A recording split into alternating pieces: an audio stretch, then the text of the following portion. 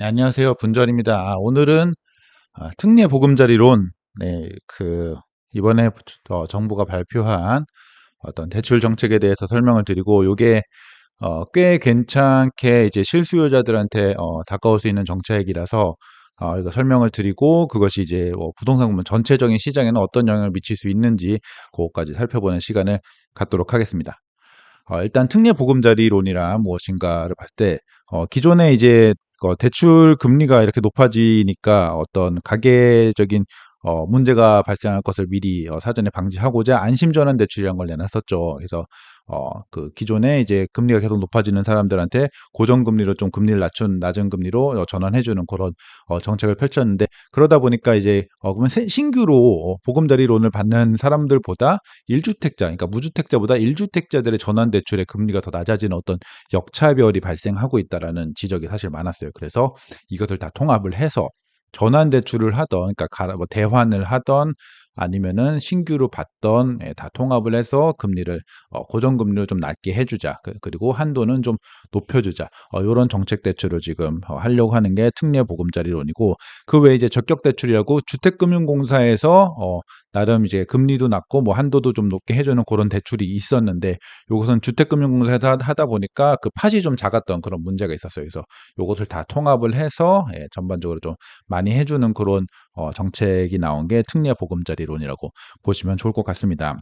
아마 어떤 조건이 걸리길래 이게 사람들한테 많은 화제가 되고 있는지 한번 살펴보자면은, 일단 주택 가격은 9억 이하, 9억 이하까지 됩니다. 이게 이제 보금자리론 기준으로 보면 기존의 적격 대출을 제외하고는 주택 가격의 그 대출의 한도가, 정책 대출의 한도가 이제 6억 기준이었는데, 요거를 9억까지 높여놨죠. 원래 사실은 예전에도 9억이었다가 6억으로 한번 낮춘 건데, 그것을 다시 9억으로 돌려놓는 그런 차원에서 볼 수도 있겠고, 어쨌든 간에 바로 기존 정책에 비해서는 이제 한도가 높아졌다.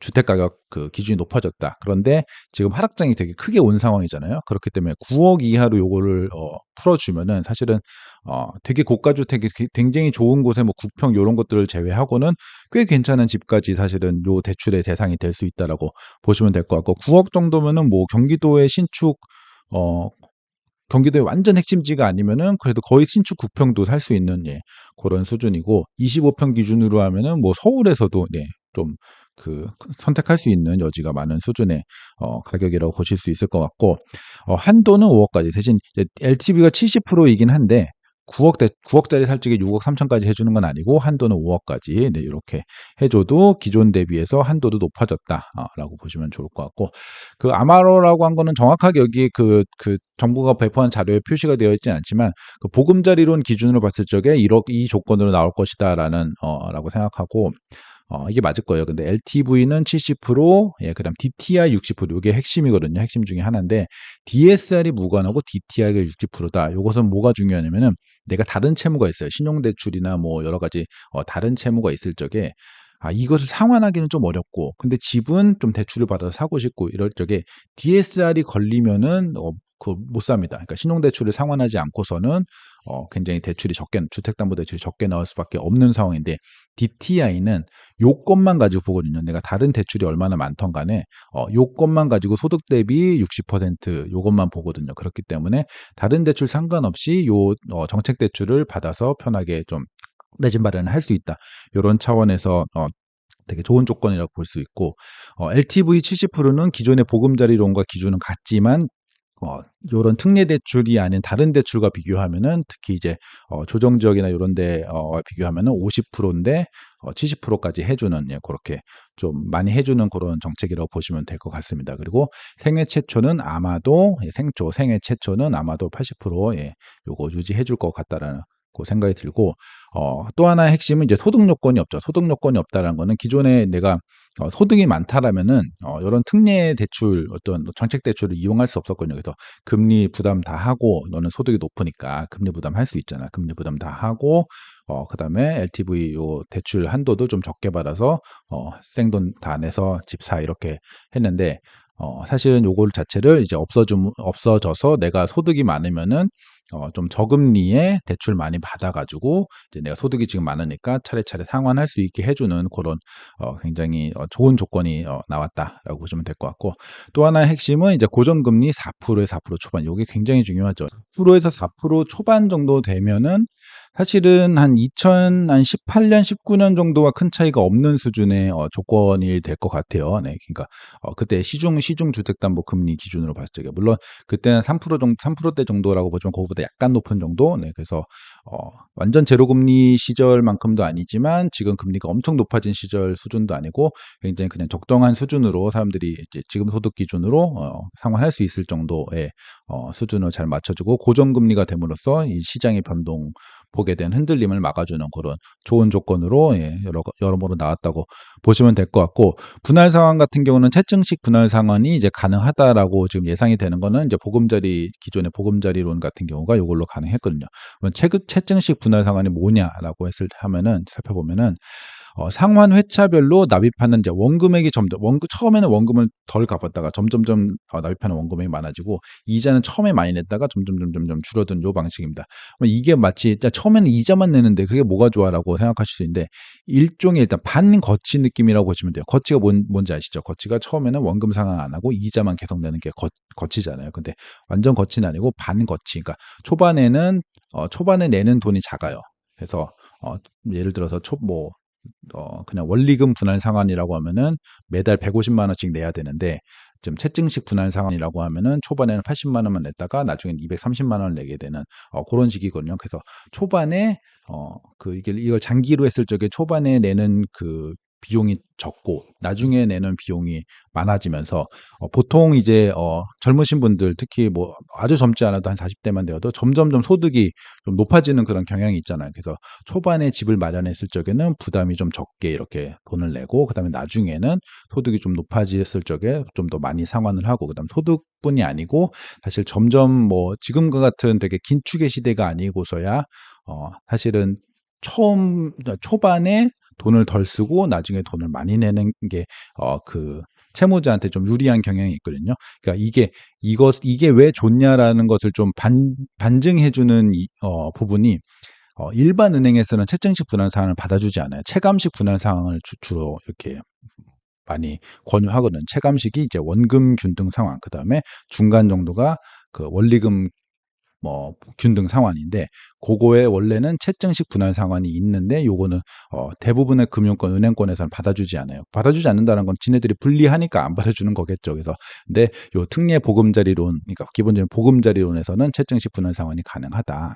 이게 한 반거치 느낌 요렇게 이해하시면 될 것 같습니다. 초반에는 이자만 많이 내다가 나중에 점점 원금을 많이 내는 그런 식이라고 보시면 될 것 같아서 초반에 이제 사실 지금 되게 힘든 상황이잖아요. 그래서 지금 힘든 상황에 대출을 받더라도 조금 부담 없이 진행을 할 수 있다. 상환을 할 수 있다. 그런 차원에서 보시면 좋을 것 같습니다. 네, 그리고 신규 매수 때와 대환 둘 다 가능하다. 그러니까 신규로 대출을 받으면서 살 수도 있고 그다음에 내가 기존에 좀 금리 높은 대출을 갖고 있다라면은 그거를 대환해서 좋은 조건을 만들 수 있는 그런 대환도 가능하다. 그다음에 보증금 상환용 대출도 가능하다. 내가 지금 뭐 세를 주고 있는 그게 있는데 요게 내가 지금 이 보증금을 다 내줄 돈이 없다라고 하면은 대출 받으면서 보증금 상환해주고 내가 거기 들어가는 이런 보증금 상환용 대출도 가능하고 기본적으로는 무주택자, 1주택자 가능한데 일시적 2주택자도 구입 용도에 한해서 처분 조건부로 가능합니다. 그러니까 갈아타기가 가능한 거죠. 그래서 요것도 이제 내가 지금 집을 살고 있는데 다른 더 좋은 집에 요 전책 대출을 활용하면서 대출 받아서 사고 기존 주택을 나중에 처분한다. 요런 식의 조건도 가능해서 갈아타기에도 활용하기 용이하다. 이게 여러모로 다 좋아요. 지금 뭐 상환 방식도 좋고 주택 가격 한도도 높아졌고 기준도 높아졌고 한도도 많아졌고 뭐 LTV 디테일 다 좋습니다. 소득 요건도 없고 그래서 모든 부분에 있어서 사실 요 조건이 되는 집을 매수하는 기준으로 봤을 적엔 굉장히 좋은 대출 정책이 나왔다라고 보시면 될 것 같습니다. 예, 그리고 예, 그래서 이게 이제 개개인별로 각 상황이 되시는 분들한테 분명히 좋은 조건을 작용하는 건 확실한데, 그러면 이게 시장에 확 호재가 돼서 대출이 잘 나오니까 사람들이 실수요가 막 몰려들어서 시장을 막 밀어 올리겠느냐, 요거에 대한 판단이 사실은 굉장히 중요하겠죠. 그래서 요거를 제가 좀 살펴봤는데, 사실은 호재는 확실하긴 합니다. 호재는 이제 확실히 제가 보기에 이거는 사실 대출이라는 것 자체가 어떤 자산 시장에도 굉장히 영향을 크게 주는 건데, 대출이 이 정도까지 완화가 되는 상황이라면은 시장에는 굉장히 호재인 것은 확실합니다. 특히 9억 이하 주택에는 명확하게 호재가 되겠죠. 하지만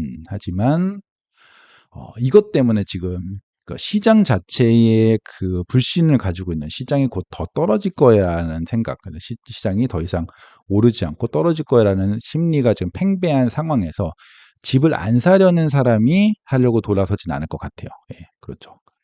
지금 너무 시장의 어떤 심리가 많이 꺾여 있어서 애매한 상황에서, 애매하게 보합권인 상황이면 사실 이게 굉장히 큰 호재가 될 수 있는데, 지금 심리가 확 꺾였는데 요걸로 심리를 확 들어올릴 그런 상황은 아니라고 봅니다. 그래서 정부에서도 그렇게 봤기 때문에 이것을 그냥 경착륙을 막는 그런 목적으로 발표를 한 거지, 요걸로 뭔가 부동산이 띄워질 거라고 생각을 하면은 이 정도의 정책을 펴지 않았을 거라고 생각을 하고, 그래서 기본적으로 지금은 이게 트리거가 되어서 확 시장이 뜰 것이다라는 생각은 안 들고, 그냥 실수요자들이 접근하기 좋은 조건이 생겼다, 요 정도고, 시장을 움직이려면 다른 트리거가 필요하다라는 점, 예, 제 의견 드립니다.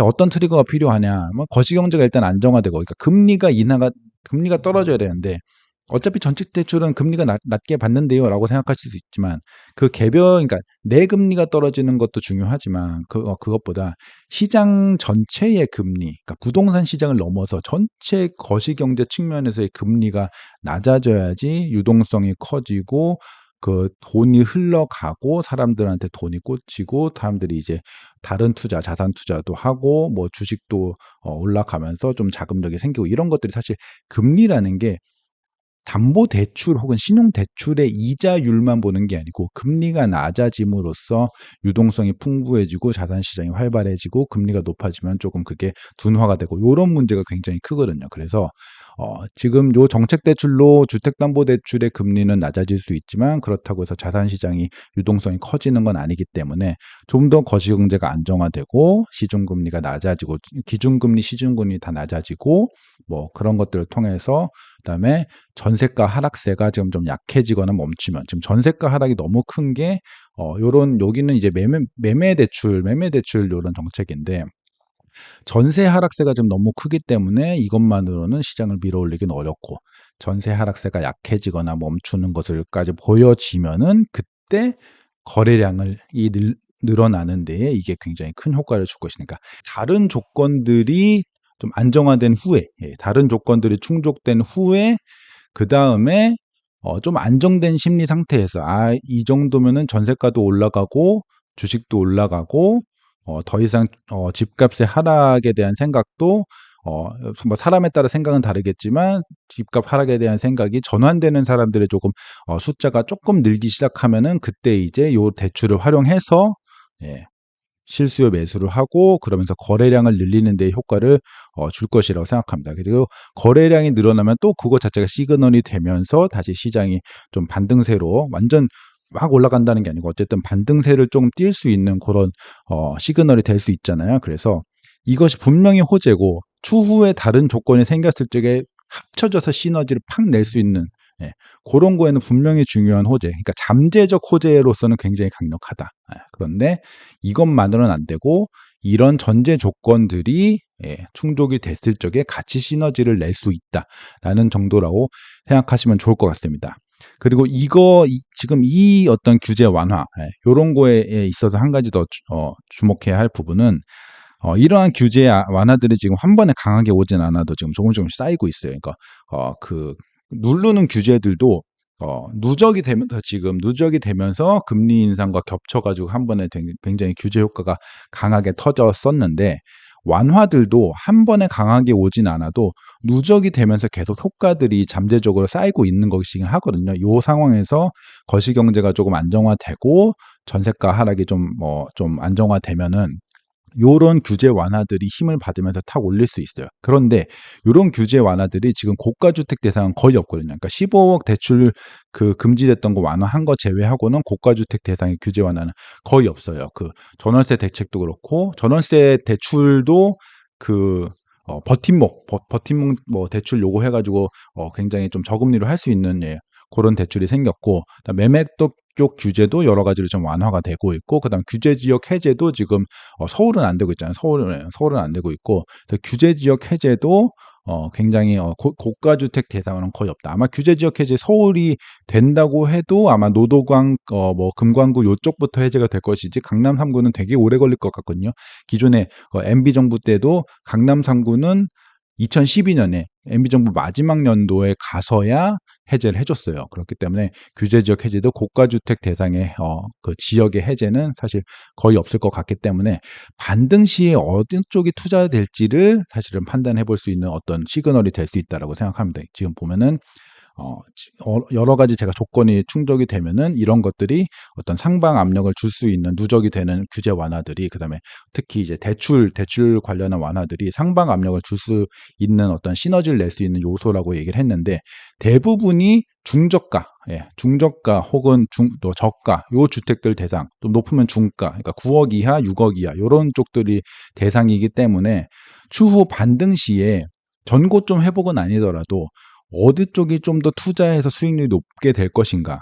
요것은 저는 요런 규제 완화들이 투입되는 그런 곳들이 굉장히 좋은 어떤 흐름을 먼저 보일 수 있지 않을까 라는 생각을 하고 있습니다. 그래서 요런 것들, 어떤 규제 완화가 생겼을 적에 요런 규제 완화가 지금 당장은 아니더라도 나중에 어느 쪽에 상승 포텐셜로 작용을 할지 요런 것들 꼭 염두에 두시고, 내가 23년, 24년에 혹시 시장이 좀 반등을 하는 게 그런 분위기가 보일 적에 투자를 재개할 적에 어느 쪽을 타깃으로 해야 될지를, 그다음에 어떤 식으로 포트폴리오를 변경할지를 잘 감안해 보시면 좋을 것 같습니다. 네.